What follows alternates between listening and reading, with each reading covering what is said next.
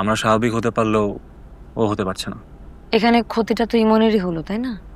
যাকে পছন্দ করে তার জন্য বন্ধুত্বের হাতে হুমকি খেলো, মার খেলো, পরীক্ষায় ফেল করলো, সেমিস্টার ড্রপ আউট হলো। আমরা তো তখন ছোট ছিলাম, এই জন্য তোকে সরিও বলেছি। সরি? যা সরিতেই সব কিছু হয়ে যায়? যদি সরি ফিল করতে তাহলে একই কাজ থার্সডে নাইটে কেন করলে? কারণ ইচ্ছাকৃতভাবে ইমন মিথ্যা বলছিল।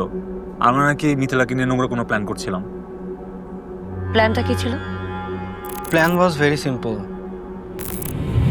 মামা কিরে গরমের মধ্যে উঠে বয়ে আছিস? ড্রিঙ্কস করলে নাকি মানুষ সত্য ফিলিংসটা জানা যায় মানুষের, সেই জন্য তামিল আর শুভ মিথিলাকে ড্রিঙ্কস করতে বলেছিল। মিথিলাকে একটু ফার্স্টে ড্রিঙ্ক করাবে, তারপরে রেহান 101টা গোলাপ নিয়ে মিথিলাকে প্রপোজ করবে। আমি আসলে মিথিলাকে পছন্দ করতাম, মিথিলাও আমাকে পছন্দ করতো, কিন্তু ও কোনো কমিটমেন্টটা দেওয়াতে চাচ্ছিল না। আর হ্যাঁ, আমার পপার্স ফাটানোর কথা ছিল, কিন্তু পপার্সটা কাজ করছিল না, তাই ওটা ফাটানো যায়নি।